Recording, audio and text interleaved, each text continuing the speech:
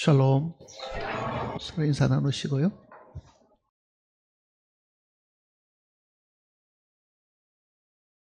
골로새서를 보시겠습니다.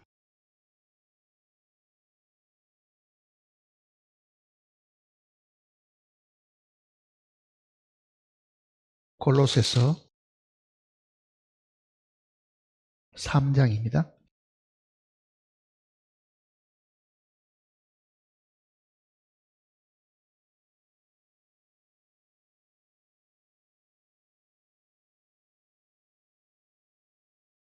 (12절) 말씀부터 보겠습니다. 3장 12절입니다.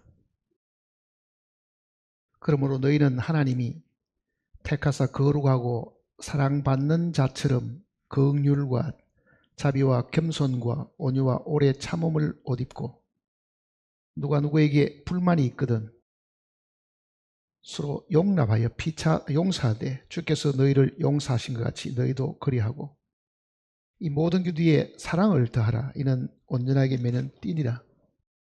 그리스도의 평강이 너희 마음을 주장하게 하라. 너희는 평강을 위하여 한 몸으로 부르심을 받았나니 너희는 또한 감사하는 자가 되라. 그리스도의 말씀이 너희 속에 풍성히 거하여 모든 지혜로 피차 가르치며 권면하고 시와 찬송과 신령한 노래를 부르며 감사하는 마음으로 하나님을 찬양하고, 또 무엇을 하든지 말이나 일이나 다 주 예수의 이름으로 하고 그를 힘입어 하나님 아버지께 감사하라. 17절 말씀까지 읽었습니다.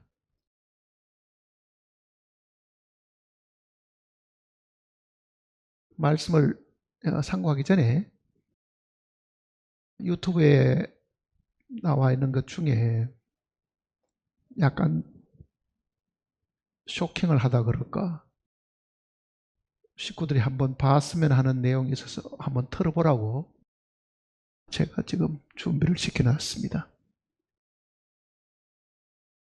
AI 목사가 있고 설교를 AI가 다 정리해가지고 설교하는 거는 이미 알려져 있는 이야기입니다.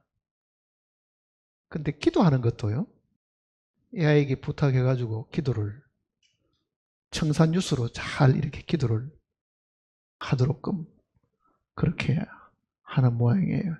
미국의 존 파이프라는 개혁주의 목사님이 그 내용을 직접 한번 우리에게 보여주는 내용들이 있습니다. 밑에 번역이 되어 있으니까 한번 들어보시면은 얼마나 섬뜩한 이야기인가 하는 것을 알 수 있을 겁니다. 그 내용을 먼저 한번 보시고 이 내용을 한번 상고해 보겠습니다. 한번 들어보세요. I asked ChatGPT. I typed in, please compose a 30-second prayer to God in the spirit and theology of Don Carson in praise to the glory of God's grace. Click. 3 seconds later, this is what I was given.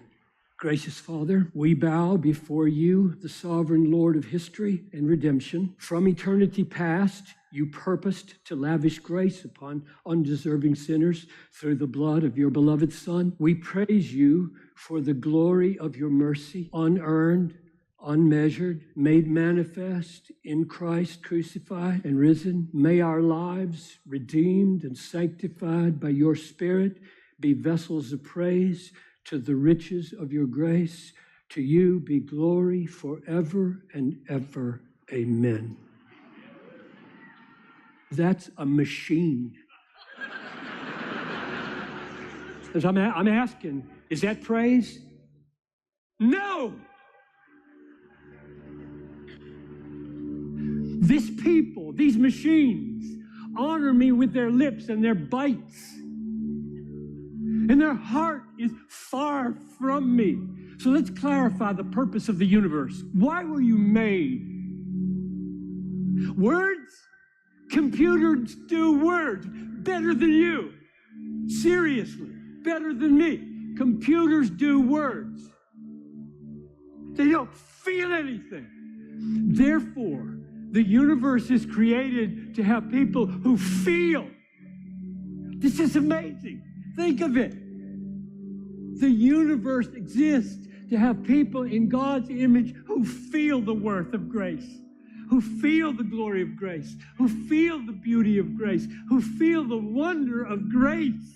And then everything in their life takes on a totally non-AI meaning of action and praise to God. 어떻게 생각하세요?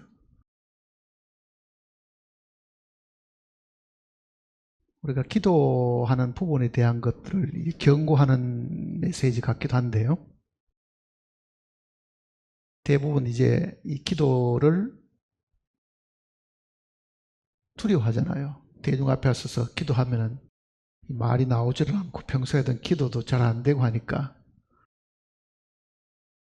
옛날에는 집에서 부지런히 이렇게 문장을 잘 이렇게 쓰기도 하지만은 이제 그럴 필요가 없고 AI에게 부탁하면은 즉시 명문장을 이제 만들어 줍니다. 그러면 그거 보고 이렇게 기도하는 것이 웬만한 교회나 아마 일상화되어 있는 모양이에요. 그러니까 사람들이 들어 헷갈리기도 하고요. 또 어쩌면은 어차피 뭐 사람들이 기계의 도움을 받는 거니까 다른 것도 다 도움 받듯이 이런 신앙생활에 있어서 기도하는 거며 설교를 준비하는데 뭐 AI에게 부탁해가지고 저렇게 하는 것도 어떻겠느냐 할 정도로 지금 그렇게 돼 있다 보니까 참으로 기도를 사람들이 어떻게 해야 되는지를 본인도 아마 헷갈릴 거고요. 또 아니 뭐 기도 문장이야 뭐 저렇게 듣고 배워가 자기도 자기 숙여지면 하면 어떻겠느냐 하는 이제 그 생각도 하게 될 겁니다. 이 파이프 목사님은 뭐 느낌이 없고 감정이 없다 이제 그런 이야기를 주로 하시는 것 같은데 그거보다도 더 중요하게 생각해야 될 부분이 있습니다. 물론 기계는 감정이 없고 느낌이 없지만은요. 기도는 감정과 느낌보다도 더 중요한 부분에서 사실 나와야 될 부분이 있습니다. 이제 그 부분을 오늘 조금 생각을 해 보려고 이 내용을 지금 읽은 겁니다. 하나님 앞에 우리가 살아가는데 하나님과 사람은 이게 하늘과 땅의 차이만큼 다릅니다. 하늘과 땅이라는 것은 전혀 다른 거잖아요, 사실은요. 이거는 뭐 비슷한 구석도 사실 없거든요. 비슷한 구석도 없고 마치 물하고 기름하고 이렇게 섞이지 않는 것처럼 하늘에 속한 것과 땅에 속한 것은 절대로 이게 화합할 수 있는 내용이 아니다 하는 이야기입니다. 그러니까 하나님과 우리는 근본적으로 다르기 때문에 육신을 가진 즉 흙에서 난 우리와 하늘에 있는 하나님과는요. 이거는 어떤 경우든지 이게 화합을 이룰 수 있는 부분이 사실은 아닙니다. 그러면 만일 우리가 하나님께 기도한다 그러면은 우리는 다 육신을 가지고 있는데 하나님께 그러면 이 육신의 입으로 가지고 말하는 이 기도가 과연 어떻게 하나님 앞에 받아들여질 것이냐 그 부분도 우리는 한 번은 생각을 해봐야 될 부분이 있습니다. 그러니까 하나님과 사람이 정말 교류를 하려고 하면은 인간이 가지고 있는 것 가지고는 절대로 하나님과 더불어 교류할 수 없다 하는 그 부분을 먼저 알고 있어야 된다. 그러면 기도도 어떻게 해야 되는지를 알고 있는 거잖아요. 우리는 이 성경 내용 속에 항상 기뻐하라 쉬지 말고 기도하라 범사에 감사하라는 그 내용도 있지만은 지금 이 골로새 내용 우리가 방금 읽은 여기서도요. 감사라는 이 말의 표현이 15절 16절 속에서도 이 두 번이나 나오고 4장 2절에도 기도를 계속하고 기도에 감사함으로 깨어 있으라 이런 표현들이 있잖아요. 그러니 기도가 이 감사와 직결되어 있다는 것을 이제 이야기를 하고 있는 겁니다. 우리는 기도라는 게 무슨 하나님께 필요한 것을 다 하려고 졸르면 되는 걸로 생각하지만 그것도 사실은 아니죠. 그래서 과연 우리가 정말 이 자리에 나온 것도 하나님을 만나기를 원하고 하나님 음성을 듣기를 원하고 정말 하나님의 뜻이 무엇인가를 알기를 원하는 마음에서 만일 우리가 이 자리에 나와 있다고 하면은 그 하나님하고 우리하고 도대체 어떻게 이게 교류가 가능하냐? 우리는 육신을 가진 이 입으로 말을 하고 있는데 육에 속한 것은 하나님을 기쁘시게 할 수 없다고 말을 했다고 하면은 내 육신에 나온 생각대로 기도한다고 해가지고 그게 절대로 기도가 될 일은 아니겠죠, 사실은요. 그러니까 이 부분을 우리가 깊이 생각을 해봐야 될 부분이 있습니다.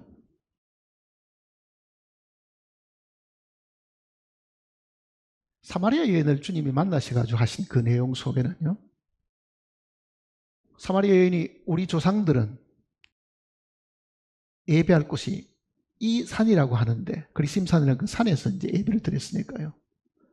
당신들 유대인들은 예배할 곳이 예루살렘에 있다 하더이다 그러잖아요.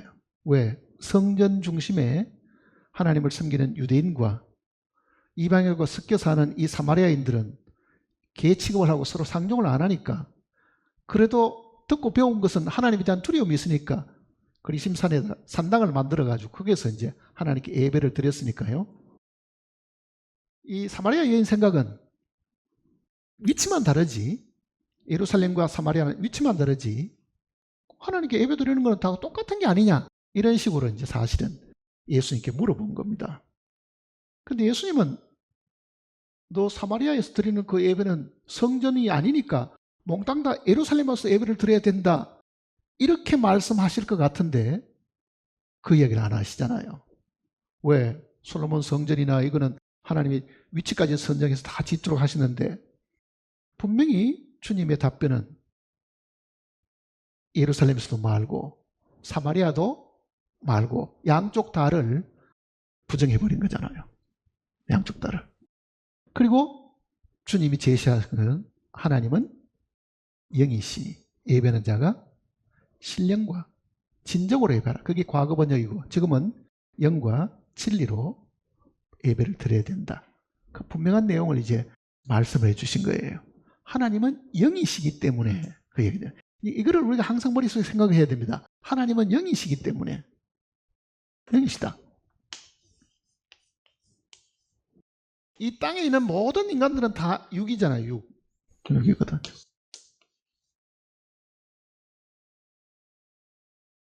그러니 이 사마리아 여인에게 주님이 장소가 중요한 게 아니고, 예루살렘이냐 사마리아냐 그 장소가 중요한 게 아니고, 네가 지금 생각하는 거는 하나님이 어떤 분이신가를 알아야 되는데, 네가 그 하나님을 참으로 네가 예배를 제대로 드리려고 하면은 너도 영으로, 그 말입니다. 영으로 예배를 드려야 된다. 자, 영으로 하는 이 표현을 이렇게 이제 써놨죠. 영으로. 먼저 번역은 신령과 진정으로 해놓으니까요, 그것도 어려운 말같이 느끼잖아요. 신령과 진정으로 예배드리는 게 뭐냐 물으면은 신령이 뭔지 진정이 뭔지도 잘 모르고 이제 그 구절은 알고 있어도 그렇게 된 거죠. 그러니까 예수님의 이 이야기는, 자, 네가 하나님께 정말 예배드리고 싶으면은 네 가운데 영이 있는데 그 영 안에서 네가 예배를 드려야 된다. 왜? 하나님의 영이면은 영을 통해 가지고 하나님께 나아가고 영을 통해서 하나님을 만날 수 있는 거지. 네 생각 속에, 네 감정 속에, 생각과 감정은 어디에 속하는 겁니까? 혼에 속한 거잖아요, 사실은요. 그 혼은 육과 가까운 것이거든, 사실은요. 그걸로 다닌다, 이렇게 얘기하잖아요. 그걸로 다닌다. 그러니까 적어도 우리가 이 자리에 나와서 기도를 한다든지 찬송을 부른다든지 말씀을 듣고 이해를 하려고 하면은 이게 머리로 이해하는 것 갖고는 아무 소양이 사실 없습니다.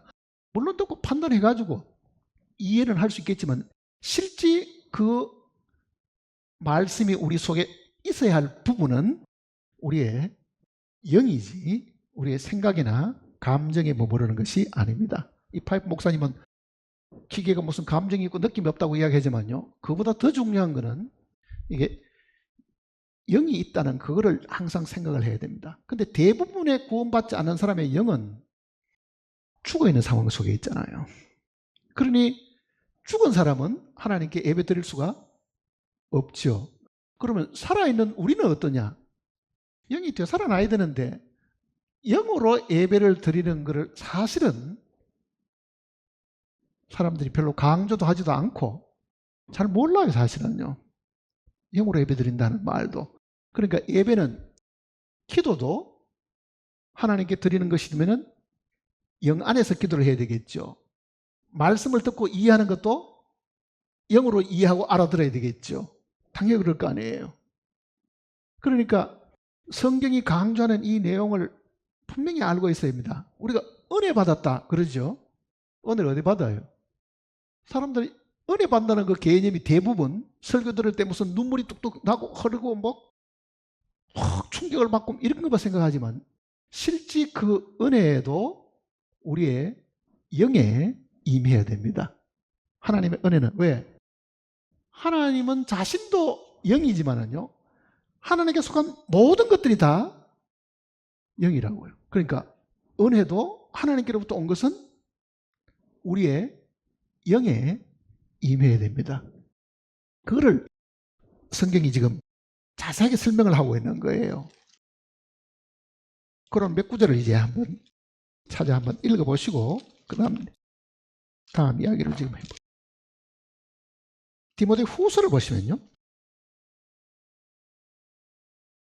디모데 후서 4장을 보시면요,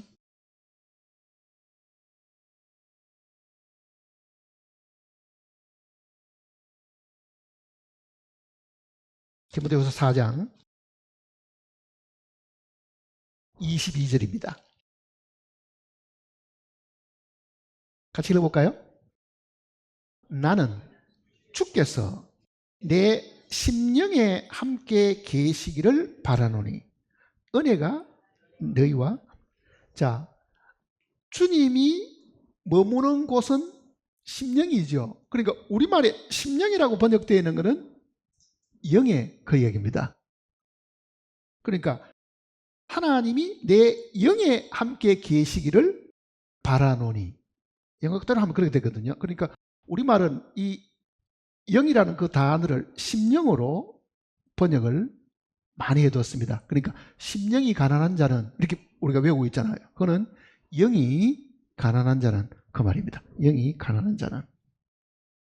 빌레몬서도 보시면요, 빌레몬서 351페이지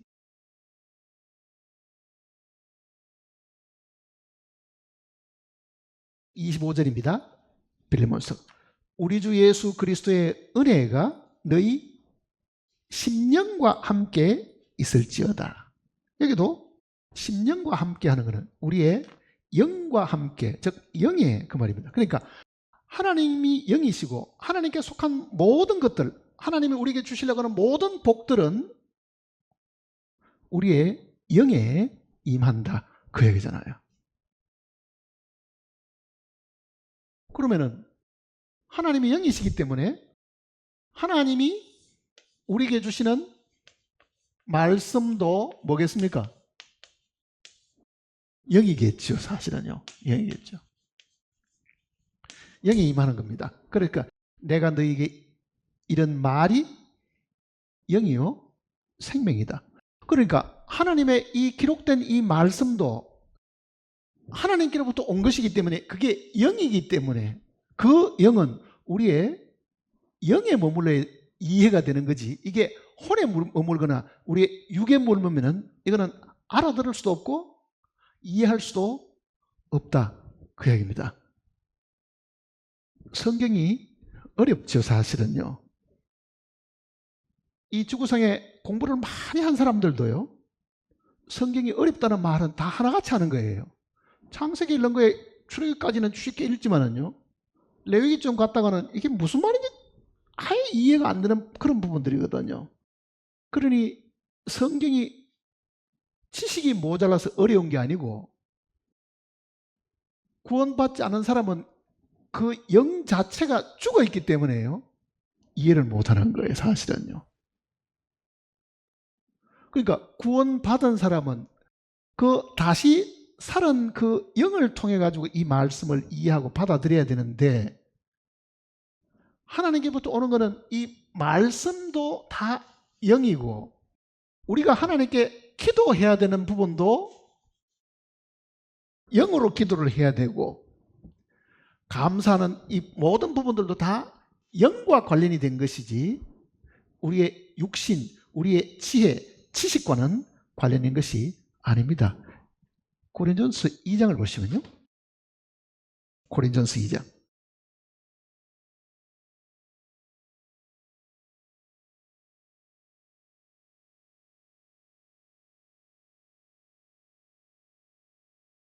(9절입니다) 고린전서 2장 9절. 하나님이 자기를 사랑하는 자들을 위하여 예비하신 모든 것들은, 즉 하나님이 우리에게 주시는 모든 것들은, 구원받은 사람들에게 주시는 하늘의 모든 신령한 복들, 은혜, 이 세상의 지혜, 이 모든 것들은 그 말입니다. 눈으로 보지 못하고 귀로 듣지 못하고 사람의 마음으로 생각하지도 못하였다 함과 같으니.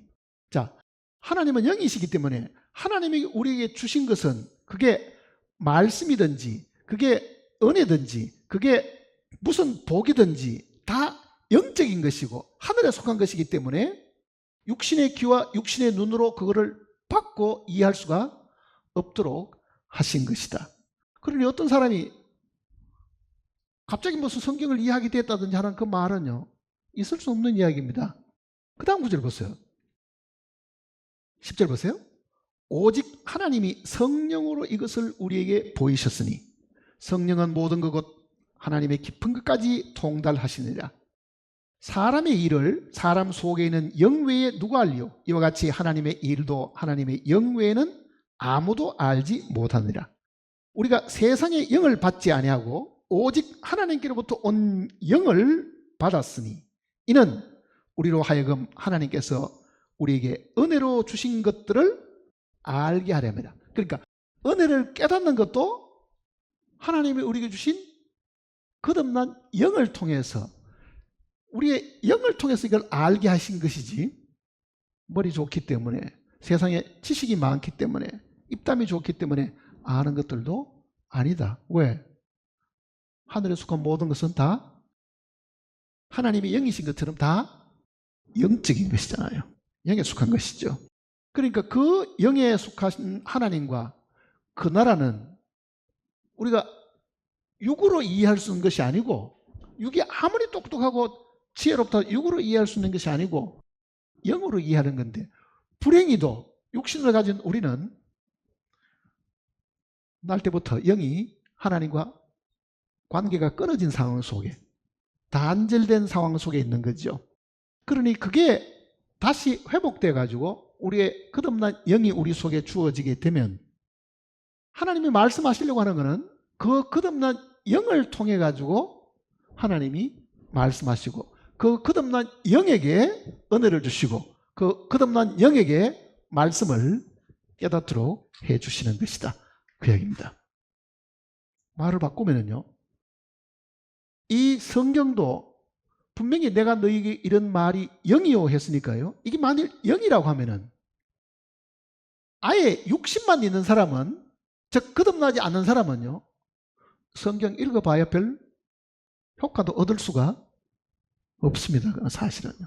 뭐부터 해야 되겠어요? 그 영이 살아나는 것부터 먼저 해야 됩니다. 그런데 간혹 우리는 간증을 들으면 그렇게 말하잖아요. 어느 날 내가 복음을 깨닫고 정말 죄의 사함을 받고 보니 성경이 보이더라, 그런 말 하지요. 성경이 보이더라. 여기도 그 말씀 있고 여기도 그 말씀 있고. 전에는 이 말씀이 무슨 뜻인지도 모르고 아무것도 몰랐는 사람인데도요, 구원받고 나서부터는 이상하게 뭔가 이해가 되고 뭔가 이게 굉장히 자기에게 꼭 필요한 말씀이 여기 있다는 것을 발견하게 되고 꼭 선생이 된 것처럼 성경에 대해서 무슨 통달하는 사람처럼 되는 거예요. 그럼 어떤 생각이 들어요? 거듭나지 않는 설교하는 사람이 설교를 하는 거 보면요, 저게 아닌데 하는 그 정도의 분별력도 생길 만큼 영의 분별력이 사실 생긴 것이죠. 사실은요. 자, 우리는 태어날 때부터 100% 육에 속한 사람입니다. 태어나면서부터 영이 거듭난 사람은 아무도 없기 때문에 사실 그렇습니다. 100% 우리는 육에 속한 사람이라고요. 그러니까 이 육에 속한 사람에게 이 하나님의 신령한 이 영적인 말씀이나 기도하는 것도 하나님께 영어로 기도를 해야 되는데, 기도를 하라 그러면 예를 들어서 남들이 하는 기도 듣고 배워가지고 뭐 AI가 가르쳐주는 대로 듣고 배워가지고 청산유수로 기도를 한다 하더라도 그 기도는 하나님하고는 아무 관계가 없는 것이다. 그러니까 예배의 중심이 말씀을 듣고 하나님께 우리가 기도하는 것이 예배의 중심이라 하면 이 둘 다는 영적인 겁니다. 영에 속한 부부였잖아요. 그러니까 로마서는 뭐라고 이야기합니까? 이런 육에 속한 사람이, 100% 육에 속한 사람이 그리스도의 영을 받게 되면 우리는 더 이상 육에 있지 않고 어디 있다고요? 영에 있다 그러잖아요. 영에 있다. 그러니까 거듭나지 못한 사람에게 성경 모른다고 절대로 이야기할 필요가 없는 겁니다. 모르는 게 당연한 이야기예요. 그거는요. 그러니 100% 육인데 우리 속에 이제 살은 영이 있게 되죠. 육신 속에 영이 살아났으니까 거듭난 영을 이제 우리가 가지고 있는 겁니다. 이 영을. 그 거듭난 영을 통해 가지고 말씀을 이해하고 하나님께 기도하고. 자, 말씀은 하나님부터 오는 거지요. 기도는 내가 하나님 앞에 드리는 거잖아요. 당연히 그렇죠. 보세요. 하나님이 어디 계세요? 우리는 이 성경 공부를 여러분 하면서 자주 이야기를 제가 드리잖아요. 영이신 하나님을 만나는 장소는 가장 영적인 장소라 해야 되겠죠. 그러니까 이 지구상에 하나님이 나타날 수 있는 장소가 어디냐? 성전입니다, 사실은요. 성전. 그게 제일 깨끗하고 죄가 없는 곳이거든요. 그게 이제 구약에는 모세의 회막에서 솔로몬 성전으로 표현된 것이고, 그 그림자가 예수님에게, 그 그림자가 구원받은 우리 개인들에게, 그리고 교회에게 이렇게 된 거거든요. 그러면 하나님이 자기를 드러내시기 위해서라도, 즉 자기의 뜻이나 자기의 생각을 드러내시기 위해서라도 내가 여기 있다, 그러니 네가 나한테 와야 되겠다라고 하는 곳이 있다고 하면은 그게 바로 지금 이 지성소 아니다 그 얘기잖아요. 지성소. 이 지성소가 우리에게는 영입니다. 우리 안에 있는 영을 두고 하는 이야기죠. 그러니까 성경을 읽을 때도 그러고 우리가 하나님께 기도할 때도 그러고요. 최소한 잠깐은 멈춰야 됩니다. 무슨 이야기냐면요. 밖에 실컷 뛰어놀고 뭐 장사하고 바쁘게 있다가 오늘은 성경을 한 구절 안 읽었으니까 성경 읽어야 되겠다 해가지고 하루에 내가 몇 장 읽기로 했으니까 하고 읽어본들 그 성경 말씀이 무슨 뜻인지 알겠냐고요, 사실은요. 그러니 적어도 하나님의 음성을 들으려고 하면 어디에 들어가야 되겠어요? 이거는 밖에서 들을 수 없습니다. 번제도 못 듣고 물두멍도 못 듣고 지성도 못 듣습니다. 어디 가서 들어야 돼요? 지성소 안에 들어가서 그룹 사이에 계시는 하나님의 음성을 듣는 거예요. 그러니까 어떻게 말하면 이렇게 말하면 됩니다. 우리 마음의 깊숙이 들어가서 정말 우리의 이 심중에 가장 깊은 곳에 계시는 그 하나님께 입을 열어서 기도를 해야 되고, 거기에서 나오는 하나님의 음성을 내가 들어야 된다. 그 말과도 같은 이야기잖아요. 성막을 만들기 전에는 하나님의 거처가 어디에 있었겠어요? 하늘에 있습니다. 성막이 만들어지기는, 그러니 하나님이 하늘에서 말씀하셔야 되는 거죠. 하늘에서.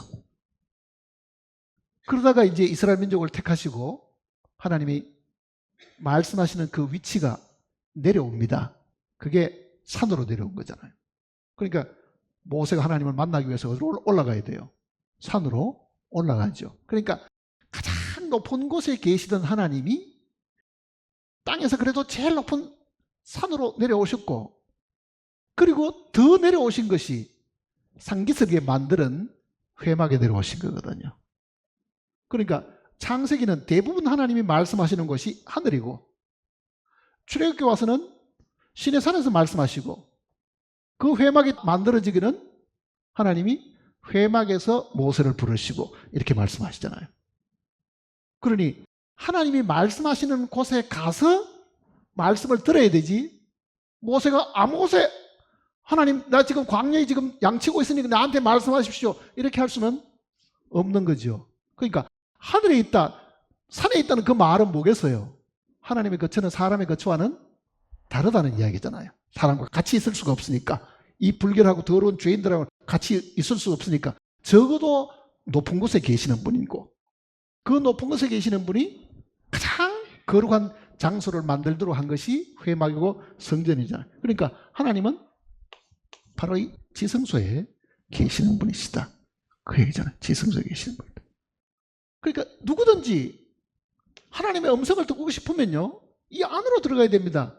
근데 보통 사람은 못 들어가니까, 대제사장밖에 못 들어가니까, 그 대제사장이 우리 주님이시거든요. 그러니까 아론도 대제사장이지만은 그 아론과 그 아들들은 예수님과 교회를 두고 하는 이야기입니다. 그러니까 예수님이 죽으심으로 휘장이 찢어져서 하나님께 들어가는 길을 열어놓으셨고, 거기에 아들 된 우리들, 즉 아론의 아들 된 우리들, 예수님의 아들 된 우리들이 예수님과 더불어 이 안에 들어갈 수 있는 길이 열렸다. 그 말은 하나님 앞에 우리가 뭘 할 수 있는 겁니까? 기도할 수 있는 사람이 됐다는 걸 이야기하는 겁니다. 성막은 하나님을 만나러 들어가서 하나님께 말을 하고 하나님이 하신 말씀을 들을 수 있는 것이 지성소입니다. 출애굽기 25장을 한번 보세요.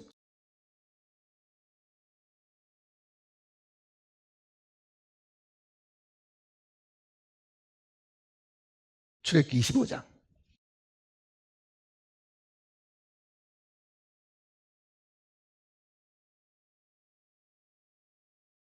21절을 보시면요, 속죄소를 궤 위에 얹고 내가 내게 줄 정금판을 궤 속에 넣어라.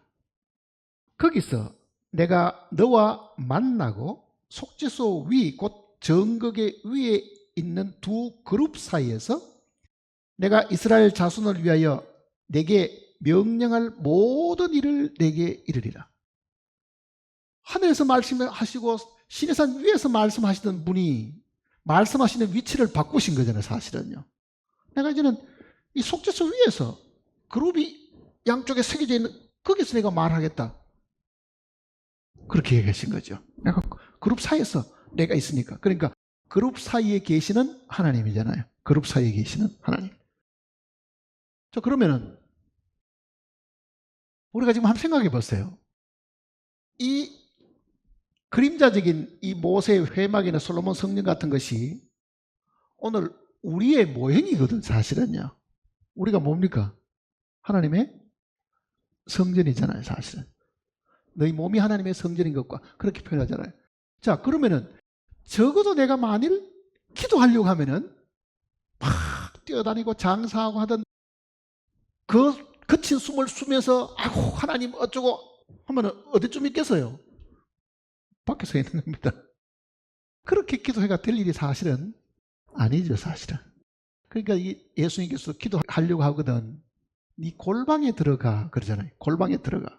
물론 그 말 뜻은 시끄럽고 복잡한 그런 데서 하면 주의 집중도 안 되는 그런 데 하지 말고라는 뜻도 있지만은요, 그 내용의 깊은 뜻은요, 마음속 골방인 지성소에 들어가서 라는 말과도 같은 이야기입니다. 정말 하나님이 지성소에 계시니까 너도 그 지성소 안에 들어가서 하나님 앞에 기도해야 될 부분이 있다, 그 내용을 얘기하시는 거거든요. 그러니까 입만 열면은 청산유수로 기도한다고 해가 그 기도가 되는 게 아니고, 실제 하나님 앞에 있다고 생각하면 말을 어떻게 해야 되겠어요? 마땅히 적게 하라 그러죠. 마땅히 적게 하라. 전도서 보세요. 전도서 5장을 보시면요.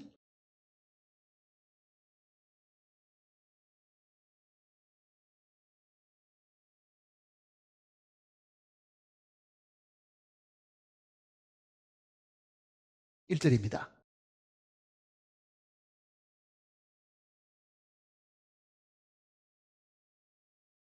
1절. 너는 하나님의 집에 들어갈 때, 하나님의 집은 성전을 두고 하는 이야기입니다. 성전에 들어갈 때 내 발을 삼갈지어다. 가까이 하여 말씀을 듣는 것이 우매한 자들이 제물을 드리는 것보다 나으니 그들은 악을 행하면서도 깨닫지 못함이니라. 2절 같이 읽어보겠습니다. 너는 하나님 앞에서 함부로 입을 열지 말며 급한 마음으로 말을 내지 말라. 하나님은 하늘에 계시고 너는 땅에 있습니다. 그런즉 마땅히 말을 적게 할 것이다. 자, 한번 보세요. 내가 지성소에 들어갔다 한번 생각해 보세요. 영광의 그룹이 지키고 있습니다. 이 실질적인 천사가 지키고 있는 거잖아요. 이 천사의 수종을 받고 계시는 하나님이 계시고 천사가, 영광스러운 천사가 살아서 딱 이렇게 서 있다고 생각하면은 나오던 말도 안 나올 겁니다. 두려워 떨려가지고. 사실은 상대방이 만만하면은 말이 많이 나옵니다. 상대방이 두려운 존재면은 말이 안 나오죠, 사실은. 그러니 실제 우리가 하나님 앞에 기도하려고 하면 이 전도서 이 말씀처럼, 자, 내가 하나님의 성전에 들어왔다. 이 골방인 이 성전에 내가 만일 기도하러 들어간다고 한번 생각해 보세요. 나라는 존재는 내 의지와 내 생각과 내 판단인데, 이 내 생각과 내 판단과 의지를 가지고 내 속에 있는 영 속에 들어가서 하나님을 만나면서 그 앞에 내가 기도한다고 한번 생각해 보세요. 뭐라고 어떻게 기도해야 될지를. 말이 안 나오겠죠, 사실은요. 쉽게 말이 나오진 않을 겁니다, 처음에는. 그러니 최소한 기도하는 사람들이 하나님 앞에 내가 영으로 기도한다 하는 그 개념을 항상 생각을 해야 됩니다. 영으로. 왜? 영으로 기도해야만 하나님이 들으시고 영이신 하나님이 나에게 답을 주시는 거잖아요. 그럼 사람들이 아니 이게 영으로 하는 건지 혼으로 하는 건지 어떻게 알아요? 가끔은 이제 그렇게 물어보는 사람도 있죠. 영으로 하는 거는요, 다 양심과 관계가 있는 겁니다. 양심과. 그러니 바울도 그 양심 표현을 자주 이야기를 했어요. 양심에 대한 이야기. 내가 양심으로 섬기는 하나님께, 내 양심으로 섬기는 하나님, 그런 표현들을 자주 하잖아요. 그거는 내가 영으로 섬기는 하나님, 그 뜻이거든요. 사도행전 23장을 보시면 23장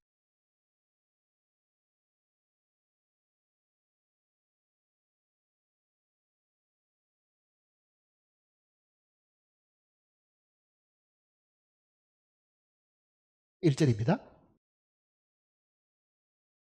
바울이 공회를 주목하여 이르되 여러분 형제들아, 오늘까지 나는 범사에 모든 일에 있어서 정말 양심을 따라 하나님을 섬겼노라 하거늘. 그러니까 영으로 하나님을 섬겼다, 그 뜻입니다. 양심을 따라 하나님을 섬겼다는 말은 24장도 보시면요, 24장도 16절입니다. 이것으로 말미암아 나도 하나님과 사람에 대하여 항상 양심에 거리낌이 없기를 힘쓰나니. 자, 하나님을 섬기는 것도 양심에 거리낌이 없이 섬기고 사람을 향해서도 양심에 거리낌이 없이 섬긴다. 양심에 거리낌이 없다는 것은요, 영으로 하나님을 섬긴 거거든, 사실은요. 머리를 쓰고 아이들을 내고 그게 아니고 나는 정말 양심을 따라 하나님을 섬기는 사람이다. 그게 영으로 하나님을 섬기는 것들입니다. 그러니까 영으로 기도하는 것이나 영으로 하나님을 섬기는 것이 뭔지 잘 모르겠으면요, 바울의 이 고백을 잘 생각해 보면 압니다. 영으로 섬기는 게 뭐겠느냐? 하나님과 사람 앞에 양심에 거리낌이 없어야 된다는 걸 먼저 이야기하고 있는 거죠. 로마서 9장도 보시면 로마서 9장 보세요.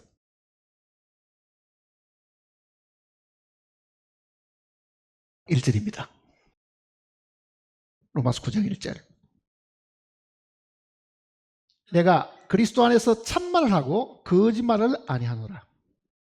나에게 큰 근심이 있는 것과 마음에 그치지 않는 고통이 있는 것을 내 양심이 어디서 증거한다고요? 성령 안에서 나와 더불어 정하노니. 내 양심이 성령 안에서 정하면 그 양심은 뭐겠어요?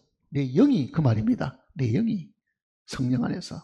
그러니까 잘 모르겠으면 이게 영으로 섬기는 건지 영으로 기도하는 건지 잘 모르겠으면 이 양심 부분을 잘 생각해 보면은 즉시 알 수 있다 하는 그 이야기입니다.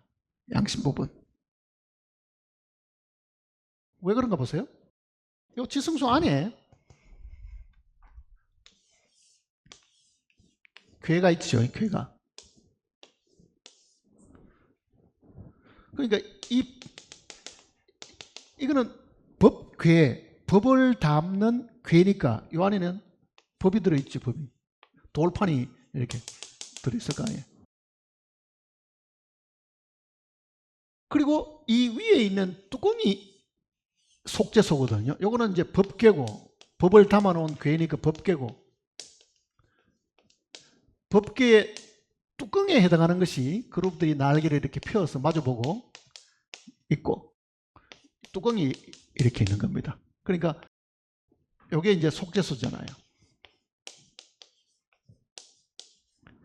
자, 하나님을 섬기는데 법을 담는 궤가 있고 그 위에 하나님이 계신다.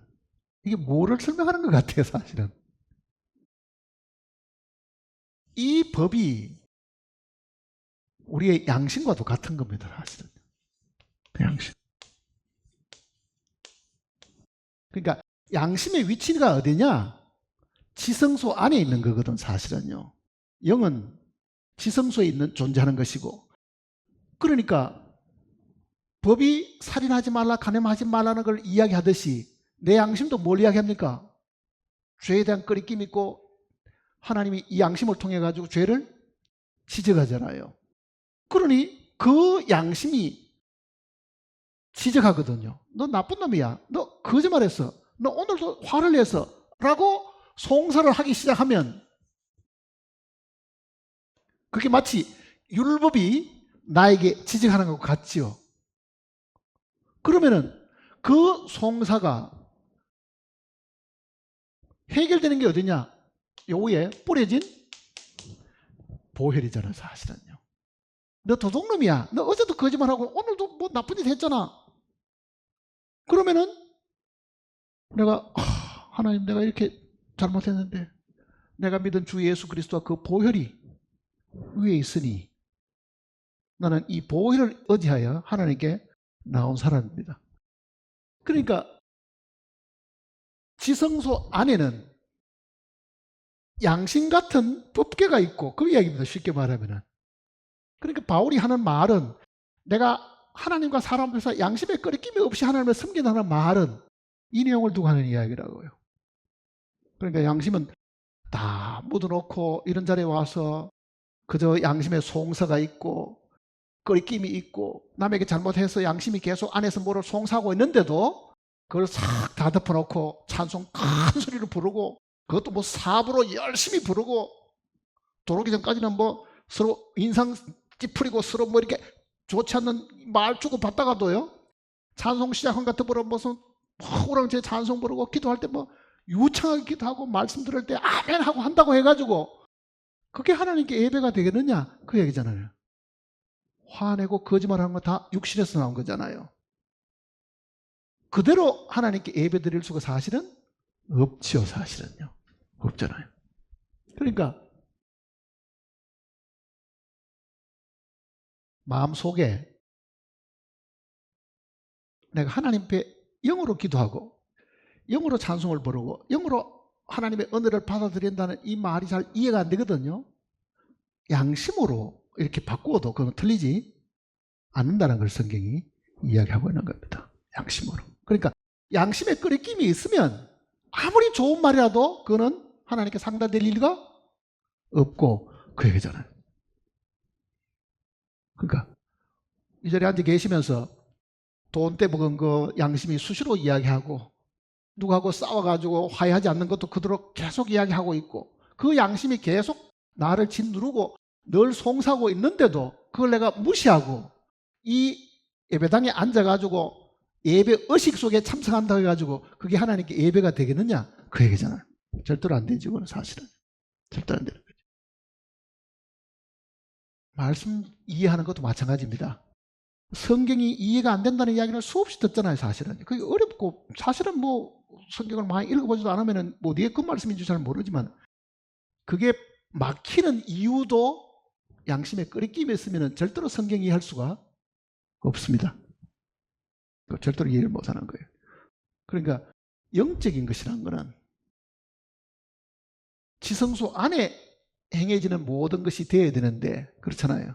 그 지성소 안에는 법궤가 있는 이 우리의 양심이 있고 양심 위에 하나님의 피 뿌려놓은 속죄소가 있는데 이 양심의 소리를 정말 입 다물게 만드는 하나님의 이 보혈에 의지하고 내가 그 앞에 있느냐 하는 부분이 있죠. 그게 뭐겠어요? 양심에 끄리낌 없으면은 뭐 하라고요? 화해를 하고 서로 용서하고 그 다음에 앉아서 기도하고 말씀 듣고 찬송 부르고 그렇게 하라는 이야기입니다. 성경대로. 그러니까 이 골로새 내용이 이제 그 내용을 지금 우리에게 가르쳐 주려고 하는 겁니다. 다시 이제 골로새를 한번 보세요. 3장 12절입니다. 12절. 그러므로 너희는 하나님이 택하사 거룩하고 사랑받는 자처럼 우리는 하나님께로부터 택함을 입었고 하나님의 사랑도 받은 사람들입니다. 그렇다면 어떻게 해야 되느냐? 긍휼과 자비와 겸손과 온유와 오래 참음을 옷 입고 이 옷을 입는다는 것은 항상 우리의 태도를 이야기하는 겁니다. 옷을 입는다는 것은 그게 우리의 태도는 우리의 의의가 되는 거거든요. 그러니까 모든 그리스도인들은 하나님께서 택함을 입은 사람들이다. 하나님의 사랑을 입었다고 하면 네가 반드시 긍휼, 자비, 겸손, 온유, 오래 참음으로 옷을 입어야 되고 우리의 태도가 그러해야 되고 그 얘기입니다. 그 다음 13절은요. 누가 누구에게 불만이 있거든 이게 지금 불만이 있다든지 이 표현들은 서로 이렇게 아웅당하고 싸울 일이 있고 다툴 일이 있고 서로 이견이 맞지 않으면 그 뜻입니다. 어떻게 하라고요? 서로 용납하여 피차 용서하되 주께서 너희를 용서하신 같이하라. 이 모든 것에 사랑을 더하라. 이는 온전하게 면했더니라. 자, 구원받은 그리스도인들이 기도하려고 하고 구원받은 그리스도인들이 하나님의 이 말씀을 듣고 순종하려고 하면 기본적으로 뭐가 있어야 되느냐? 구원받은 그리스도인들 사이에 막힌 것이 없어야 된다는 걸 이야기하는 겁니다. 막힌 것이 없어야 된다. 나는 저 사람하고 지금 뭔가가 지금 틀어져가 있고 내 돈 가져가서 값도 안 하고 아니면 또 무슨 오해가 생겨가지고 서로 이렇게 말다툼도 하고 해가지고 서로 풀지도 않는 그 상황 속에 만일 있다고 하면요. 그건 다 우리가 육신에 있는 거잖아요. 그 육신에 그대로 있어가지고는 영이신 하나님 앞에 기도할 수도 없고 말씀을 들어도 알 수도 없고 그 상황이 되는 거예요. 한번 생각해 보세요. 본인의 경험을 한번 생각해 보라고요. 굉장히 기분 나쁘고 굉장히 우울하고 굉장히 억울한 소리를 들었다. 나는 잘못한 게 하나도 없고 억울한 소리를 들었습니다. 내가 잘못한 게 없는데도 억울한 소리 들으면 어때요? 그가 속에서 막 튀어오르고 막 분노가 나고 이러지요. 그러니까 본인은 이렇게 이야기합니다. 나는 하나님께 양심에 끄리낌이 없어. 양심에 끄리낌이 없는데 왜 화내는데 그러면? 욕하는 사람도 잘못하지만은 그 욕을 듣고 나도 화를 내면은 나도 2차적으로 잘못하는 거예요. 그게 결국은 2차적으로. 그러니 그거를 이제 지금 여기서 이야기하고 있는 겁니다. 13절에 누가 누구에게 불만이 있거든 서로 용납하여 피차 용서하되. 한 사람은 용서 안 하고 서로가 용서를 해야 되고 그 얘기입니다. 주께서 너희를 용서하지 같이 너희를. 자, 하나님이 우리를 용서하는 데는 조건이 있었습니까? 네? 우리는 딱 화해하려고 그러면 조건을 따집니다. 나도 잘못했지만 너도 잘못했다. 그러니까 니도 시인해라 이게. 나도 시인할 테니까. 그러니까 네가 시인 안 하면 나도 시인은 안 하겠다. 우리는 조건을 항상 그렇게 내세우거든요. 근데 하나님이 우리를 용서하신 거는요, 내가 너를 용서해 주는데 네가 만일 용서 안 하면 이것도 무효다든지 그거는 없잖아 사실은요. 하나님 용서하시는 그 용서는. 그러니까 하나님이 우리를 용서하신 같이 너희도 그리하고. 자, 사랑이란 말과 용서란 말은 동의어라고 제가 이야기를 드렸잖아요. 동의어. 하나님이 우리를 사랑하셨다. 하나님이 우리를 용서하셨다. 그거는 단어를 서로 바꾸어도 뜻이 틀리지 않습니다. 그러면은 하나님이 우리를 용서하신다고 하면은 이게 어떻게 보면 사랑이란 말보다는 더 구체적입니다. 사랑도 추상명사잖아요. 눈에 보이는 건 아니죠. 이것도 추상명사인데 그래도 용서라는 거는 뭐가 눈에 보일 것 같은 생각이 들잖아요. 서로 주고받는 말들을 통해 용서. 근데 사랑을 한다든지 용서한다는 이 말 속에는 뭐가 들어있냐? 하나님이 우리를 용서하신 같이 우리도 서로 용서하라 그러죠. 자, 하나님이 우리를 용서하실 때 어떤 일이 생겨서 하나님께? 사랑과 용서는요, 반드시 손해보는 겁니다. 피해를 보는 거예요. 하나님이 우리를 용서하시려고 하면 대차 대조표를 만들면은 하나님 쪽에는 마이너스, 내 쪽에는 플러스가 생기는 겁니다. 반드시 그렇게 돼요. 하나님이 자기가 손해보고 우리를 용서하신 거거든요. 그러니 사랑과 용서라는 이 말 속에는 사랑하고 용서하는 사람이 반드시 자기가 책임을 지니까, 자기가 그 손해를 떠안으니까 용서하는 사람이 반드시 손해보는 겁니다. 그러니까 내가 손해보지 않고 어떤 사람에게 나 용서하겠습니다 말하면 그건 거짓말입니다. 반드시 손해보게 돼 있다고요. 길 가는 아이가 공놀이 하다가 공을 던져가지고 우리 집 창문을 깼습니다. 내가 그 아이를 용서하려고 하면 어떻게 해야 됩니까? 유리창 값을 내가 물어야 되는 거예요. 야, 너 엄마 어디 있어? 너 유리창 값 받아와야 하면은 그거는 용서하는 게 아니고 배상받는 거지. 그건 용서가 아니거든요. 그러니까 용서를 하려고 하면은 그 손해를 자기가 감수하는 거거든요. 그러니까 손해보지 않는 용서는 거짓입니다. 그건 엉터리는 가짜라고요. 그러니 내가 어떤 사람을 내가 만일 용서한다고 하면은 내가 손해보는 게 있는 걸 따져봐야 됩니다. 내가 손해보느냐. 그 여기는 피차 용서되 주께서 너희를 용서하신 것 같이. 주님은 손해보고 주님은 자기 생명도 다 내놓고 그렇잖아요. 영광의 보좌도 다 포기하고 손해본 게 너무너무 많으신 거야. 주님이 우리를 용서하시기 위해 가지고 죄를 용서해 주시기 위해 가지고. 그러니까 내가 받아야 될 죄값을 주님이 받았으니까 주님이 받은 그 손해는 무진장으로 큰 거예요 사실은요. 그러니까 주님이 우리를 용서하신 같이 우리도 그렇게 용서하라고 이렇게 말씀하시는 겁니다. 그 다음 14절은 이 모든 교제의 사랑을 다하라. 이는 온전하게 매는 띠니라. 자, 그리스도인들은 사랑의 이 끈으로 이렇게 연결되어야 되는데 왜 그리스도인들이 쉽게 떠나고 헤어지고 하느냐? 사랑의 끈이 시원찮은 거예요. 다. 사랑을 안 하고 있다는 말과도 같은 이야기입니다. 사랑을 안 하고 있다는 말. 입으로 구원받은 사람이고 입으로 하나님 앞에 형제 자매라고 말을 하고 있지만은요. 정말 이 사랑의 끈이 제대로 이렇게 연결이 되려고 하면은 용서하는 일이 많아야 되고 손해본 일이 많아야 됩니다. 자기가 손해보게 되면은 헤어질 일이 뭐 있어요? 손해 안 보려고 하니까 너 보기 싫으니까 나 너하고 안 만나야 되겠어. 이렇게 되잖아요. 그 다음 또 보세요. 15절에 그리스도의 평강이 너희 마음을 주장하게 하라. 너희는 평강을 위하여 한 몸으로 부르심을 받았나니. 자, 이게 중요한 이야기입니다. 내가 지금 정상적이냐 아니냐를 알 수 있는 거는요, 내 마음에 평강이 있느냐 없느냐입니다. 싸웠습니다. 서로 주고받고 말을 막 격한 말을 주고받았습니다. 마음이 평강해요? 그 사람하고는 싸움하고 집에 왔는데도 뭔가 속이 부글부글 끓고 가만히 생각하면서 억울하기도 하고 분하기도 하고 이거를 주체를 못할 만큼 마음이 풍랑이 일어가지고 뒤죽박죽 되어 있습니다. 그러니까 분명히는 그리스도의 평강이 너희 마음을 주장하게 하라.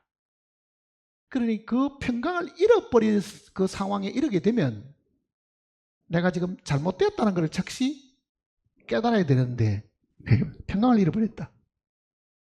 그 다음에 너희는 평강을 위하여 한 몸으로 부르심을 받았나니 너희는 또한 뭐 하라고요? 감사하는 자가 되라. 감사하는 자가 되라. 자, 감사를 안 하니까 평강을 잃는다는 말과도 같은 이야기입니다. 어떤 사람이 있는데 나를 늘 괴롭힙니다. 하나님, 내 옆에 이런 친구를 주셔서 감사합니다 소리 나옵니까? 반대지요. 이 사람을 안 보러 가서 살아야 되겠는데 늘 따라오는 것 같은 거예요.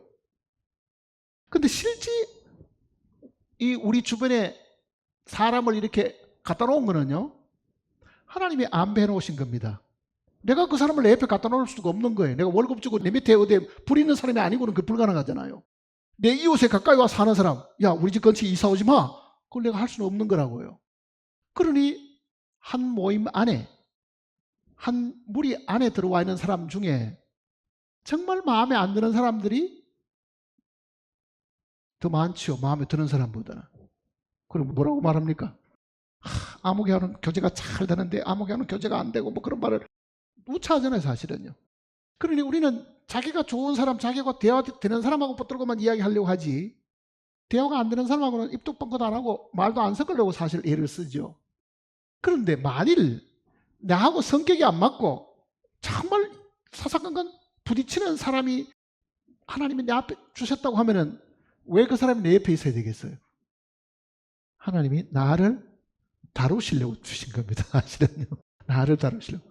나를 부수고 나를 깨뜨리려고 그 사람들을 옆에 주셨는데 그거를 하나님 앞에 제해달라고 기도한다고 해가지고 제해지겠느냐고요. 그게 안 되죠. 그거는요.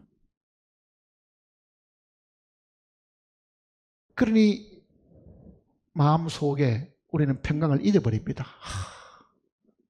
언제 저 사람 안 보고 사나? 꼴도 보기 싫은데 저 사람 안 만나면 딱 좋겠는데 같은 모임에 나오면 안 만날 수는 없고 뭐 그렇게 되거든요. 그러다 보니까 이제 평강도 잊어버리고 마음에 평강을 잊어버리면 그 다음에 감사할 일도 없습니다. 그러니까 감사라는 이 표현을 하는데 이 감사를 기도하는 겁니다. 사실은요. 그래서 우리가 입으로 감사합니다. 아니 세상 사람도 그렇게 하는 사람 많습니다. 부자들을요. 제가 알고 있던 어떤 사람도 그래. 너무너무 재산이 많은데 자기가 누리고 있는 그 많은 재산을 볼 때마다 하늘을 화가 신이여 감사합니다. 나에게 이 큰 재산을 주셨어. 공평함을 얻게 하시고. 그 사람은 하나님 안 믿어도요. 자기 생각 속에 어떤 절대자가 자기를 이렇게 복을 주셨다고 생각해가지고 감사합니다 소리 하는 사람이 있어요. 실질적으로요. 근데 우리가 지금 이 말하는 거는요, 그리스도의 평강이 우리 마음을 지배하고 거기에 우리가 하나님 앞에 기도를 해야 되는 부분이 지금 있는데 그 얘기입니다. 자, 말씀도 영이고 기도도 뭘 해야 되겠어요? 영으로 기도해야 됩니다. 영 안에서 기도해야 되는 거잖아요. 그런데 우리의 감정, 밖에는 혼이 불안하면 영이 기도가 나오겠어요? 딱 가로막고 있는데 되지를 않죠, 그게.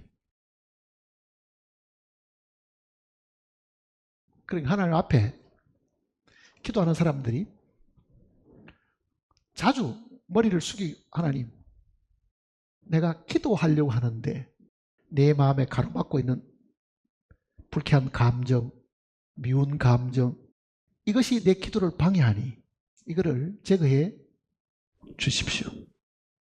내 마음은 기도하고 싶은데 지금 혼이 이 영을 둘러서서 내 마음을 강팍하게 하고 어떤 사람을 생각하면 분노하게 만드니 이 영이 밖에 있는 이 혼에 가로막혀가지고 이 감정이 격해지니까 장벽이 되어가지고 나올 수가 없는 거예요, 사실은요. 밖으로 이 자유롭게 풀려나와야 되는데 영이 다 갇혀버리는 거 안에서. 자유함이 없는 거죠. 영의 자유함이 없는 거죠. 그런 부분을 하나님 앞에 사실 우리는 기도해야 될 부분도 분명히 있습니다. 그리고 여기는 분명히 또한 감사하는 자가 되라 그러잖아요. 감사하는 자가 되라. 그러니까 그리스도인들의 이 정상적인 상태를 알아보는 것 중에는요, 제가 세 가지라고 늘 이야기하잖아요. 항상 기뻐하고, 쉬지 말고, 기도하고, 범사에 감. 이 세 가지를 내가 늘 매일 생활 속에 이어지고 있으면요, 그 사람은 정상적인 사람입니다. 지극히 정상적인 사람이라고요. 그런데 기도를 안 하고, 기도하려고 무릎을 꿇어도 말도 안 나오고, 기도하려고 눈 감으면 아무개가 떠오르고, 억울한 생각이 떠오르고, 손해본 거 괘씸하게 생각되고, 그렇게 되면은 기도를 어떻게 하겠어요, 그래요? 그 다음 또 보세요.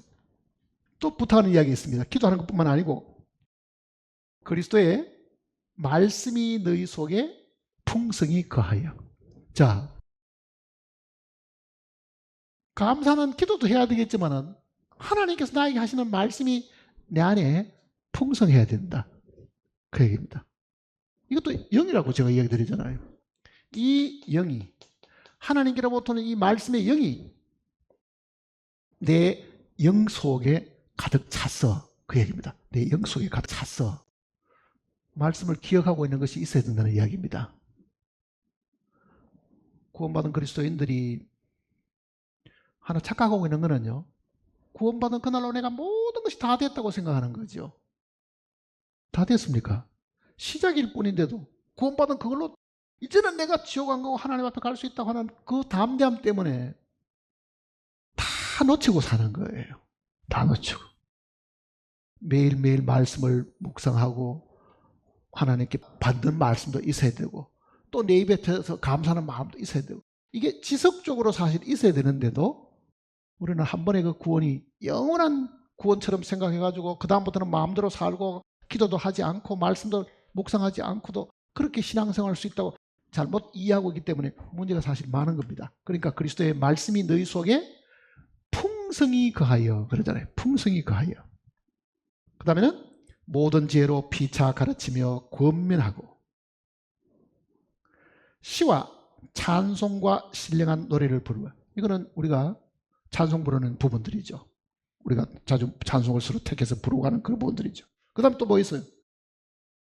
감사하는 마음으로 하나님을 찬양하고 또 무엇을 하든지 말이나 일이나 다 주 예수의 이름으로 하고 그를 힘입어 하나님 아버지께 감사하라. 그러니까 15절, 16절, 17절은 그 속에 계속 나오는 게 뭡니까? 감사하라, 감사하라, 감사하라. 그러잖아요. 감사하라, 감사하라. 4장 2절도 보세요. 기도를 계속하고 기도의 감사함으로 깨어있으라. 기도의 감사함으로 깨어있으라. 그러니까 마음속에 불평만 있고 원망만 있고 신세타령만 만일 한다고 하면요, 감사가 만일 부족하다고 하면 감사가 부족하면 기도하겠어요? 기도 안 하죠. 그러니 감사가 넘쳐야 기도도 넘치게 됩니다. 사실은 기도 넘치게 돼요. 그런데 이 모든 것들이 영에 속한 겁니다. 사실은 영에 속한 것, 육에 속한 것이 아닙니다. 기도, 말씀, 찬양, 그 모든 것들은 하나님을 향한 것이고 하나님이 영이시기 때문에 우리는 이 모든 일에 있어서도 영으로 우리의 양심을 따라서 해야 된다는 것을 사실은 가르쳐주고 있습니다. 자, 오늘 이 자리에 나오는 데까지도 마음에 어떤 갈등이 있을 겁니다. 주일 한 번만 나오는 것보다는 제가 자주 이야기 드리지만은 그래도 수요일날에도 한 번 더 나오게 되면요, 1년이면은 100번은 되지요. 1년에 50번 식구들과 만나 교제하는 사람하고 100번 만나 교제하는 사람은요, 이게 한 몇 년이 더 늘어난다고 하면은 분명히 차이가 생깁니다. 분명히 차이가 생기는 거예요. 왜? 듣는 말씀도 많아질 거고, 감사는 기도 횟수도 많아질 거고, 찬송도 많아질 거고, 사람과 사람 사이에서 얻는 유익도 많을 거고, 다른 거예요, 사실은요. 그러니 우리는 내 발로 다니고 내 손으로 밥을 해 먹을 수 있는 정도가 되면은 정말 뜻을 세워서라도요, 자주 모이기를 힘쓰고 그리스도인을 만나서 서로 위로하고 사랑하고 돕고 하는 이런 일들을 부지런히 해야 됩니다. 부지런히.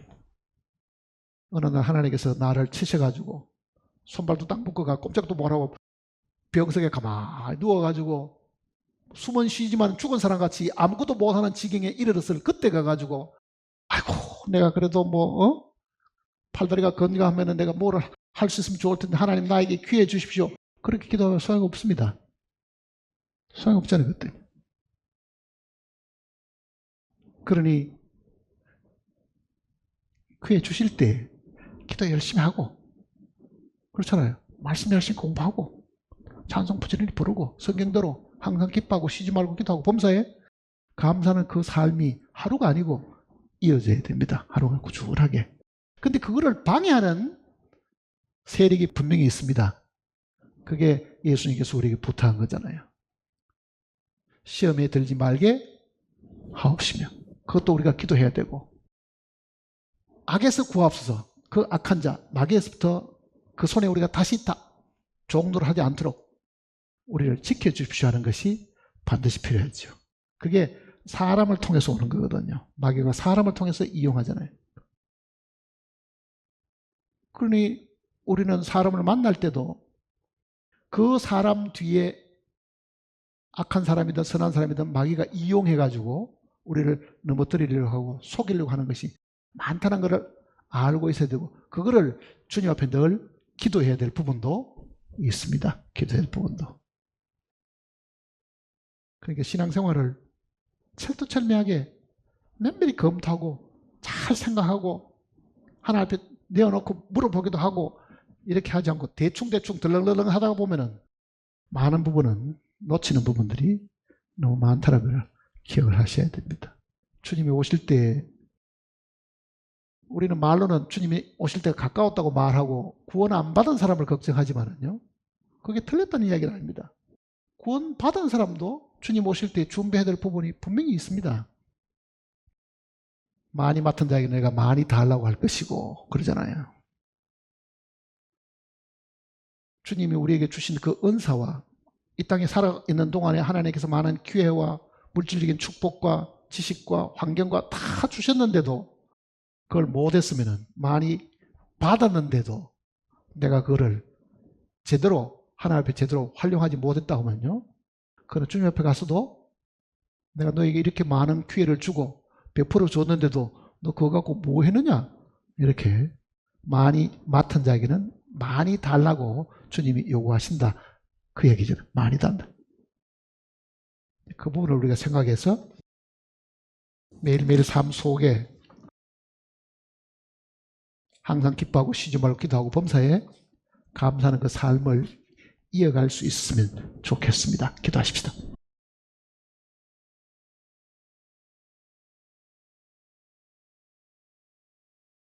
아버지 하나님, 작은 무리를 하나님께서 보시고 긍휼히 여기시고 우리가 이 땅에서 남은 삶을 어떻게 살아야 될지, 또 무엇을 하고 살아야 될지를 가르쳐 주시고, 주님께서 원하시는 그 길에서 벗어나지 않고 의의 바른 길을 따라 살 수 있는 저희들이 되게 인도해 주시옵소서. 우리가 바르게 살려고 애를 쓰나 항상 우리 주변에는 우리를 시험하는 자가 있어서 넘어뜨리고 실족해 하는 일들이 많이 있습니다.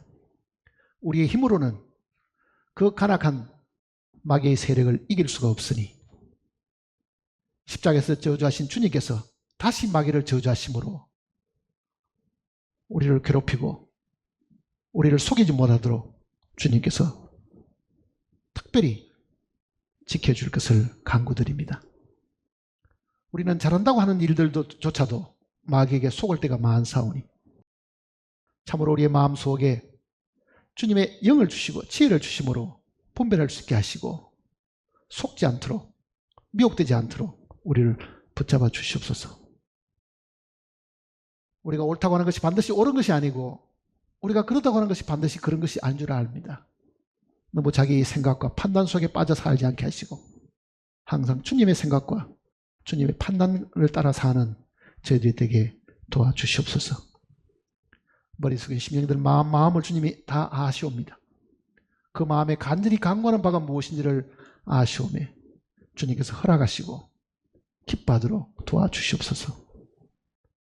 주님 만날 때 부끄러움 없게 하시고 착하고 신실한 종이라는 칭찬을 받는 저희들이 되게 우리를 준비시키시고 항상 열심히 내게 도와주시옵소서. 우리 주 예수님의 크신 이름으로 간절히 기도드립니다.